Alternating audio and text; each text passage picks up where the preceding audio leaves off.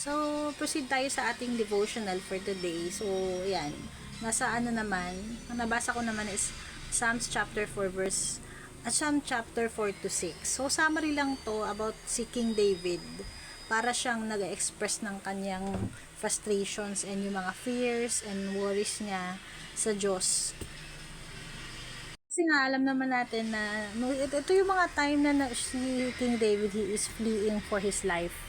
Ang dami niyang enemy, di ba? Gusto siyang ipapatay. So, alam natin noon, pinopursu siya ni King Saul, tapos ang dami kasing consequences noon eh. Dahil si King David man after God's own heart siya, and yet he fell into sin, di ba? Na immorality, adultery, murder. So, ito yung consequences niya. Na ang dami nagpurpursue sa kanya, ang dami gusto siyang patayin. So, ayan, nung sinabi niya, deliver my soul. O Lord, rebuke me not in thine anger, neither chasten me in thy hot displeasure. Have mercy upon me, O Lord, for I am weak. O Lord, heal me, for my bones are vexed. My soul is also sore vexed, but thou, O Lord, how long?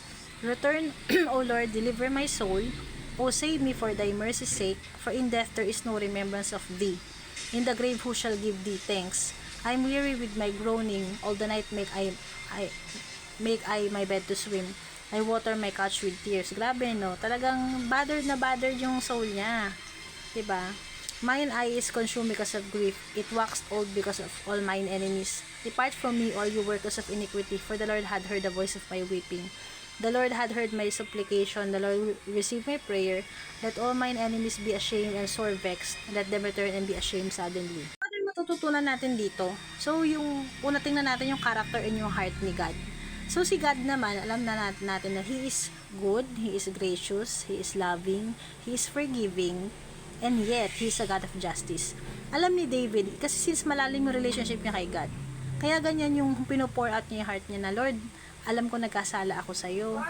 Alam niyang magagalit si God. Alam niyang hindi palalagpasin ni Lord yung nagawa niyang sin. And iyan yung consequences. And He is really asking for he's pleading for his life na tulungan mo ko, Lord. Siguro at some point dumarating tayo sa ganyan na kahit gaano ka strong, kapag alam mong parang nagsisinkin sa'yo yung mga consequences ng ginawa mo, and you are suffering the consequences nga nung wrong decisions na gawa mo, natatakot ka eh. So ayan, para siyang nagmamakaawa na sabi pa nga niya, pagod na ako, I'm weary with my groaning, parang buong magdamag umiiyak siya. Ang hirap no, ang bigat ng heart niya. Makikita natin yung heart, yung matututunan natin sa character ni God na God is a God of justice. Na kahit gaano kabuti ang Lord, mahigpit siya. Hindi siya pinalalagpas, 'di ba? And yet naman, naawa naman si God, syempre. Hindi naman tayo pababayaan. Pero at some point, inaalaw niya kasi maranasan yan para talagang matuto tayo and para mag-repent, 'di ba? So, discipline is necessary para sa mga nagkakasala sa Diyos. Kasi kung ang Lord, pabaliwalain niya yan, mamimihasa tayo. So, pag anak ka ng Diyos, didisiplinahin nga niya pa nagkamali ka. Yung matututunan natin sa character ni God, that He is a God of justice. Kahit gano'n man siya kabuti, hindi niya pinalalagpas kapag may wrong kang ginawa. Kapag may kasalanan kang ginawa. So, ganun yung takot ni David na, Lord, papaluin mo ko ng sobra, natatakot ako. Ano yung, gano kaya katindi yung gagawin ni Lord na pagdiscipline sa kanya, aabot kaya sa point na hayaan akong mamatay ni God o matalo lang mapasakamay ako na makaaway ko, parang God. Pero makita naman natin, so yung next naman, ano yung matututunan natin sa character ni David? So David, in spite of him, makikita naman natin na after nung nagawa niya before, na nag-commit siya ng adultery, ng murder, ganyan, na parang medyo nawala siya sa alignment, nagbumalik siya sa presence ni God, nag-humble siya, 'di ba? So, yun naman napakaganda doon na yun ang totoong heart ng isang believer. Na if you have done wrong, you will really realize, makukonvict ka, magre-repent ka. And you will not be ashamed na parang nahihiya ka pero hindi ka mag-aatubiling bumalik sa presensya ng Diyos. Unlike yung may iba na pagka nakagawa ng kasalanan, lumalayo kay Lord siya, lumapit siya, nagpakumbaba siya. Nag-humble siya, contrite heart, 'di ba? Naging broken siya, Lord, nagkasala ako. Lord, natatakot ako kasi ito yung consequences ko, hinahabol ako ng mga kaaway ko. Tapos yun, dineclare niya, still, andun umiral yung faith niya. The Lord had heard my supplication, the Lord will receive my prayer. kinlaim na niya that the Lord will hear him, 'di ba? That the Lord will answer his prayer, hindi siya pababayaan. So, napakaganda nito. Ganito makikita natin yung intimacy, 'di ba, ng may relationship kay God, yung privilege ba na may relationship ka kay God, kasi kilala niya si God talaga. Alam ni David yung character ni God na yes, He is a God of justice. Nagagalit ang Diyos sa kasalanan, and yet mahabagin ng Diyos kapag lumapit ka at nagpakumbaba ka sa Kanya, patatawarin ka. Diba? So, ayan, napakagandang reminder for us na it's never too late for you. Kung feeling mo nakagawa ka ng malaking mistake sa buhay mo na parang hindi ka na patatawarin, or hindi ka na tutulungan ng Lord makaahon sa pinagdadaanan, that's not true. There's always hope. Kasi napakabuti ng Diyos natin eh.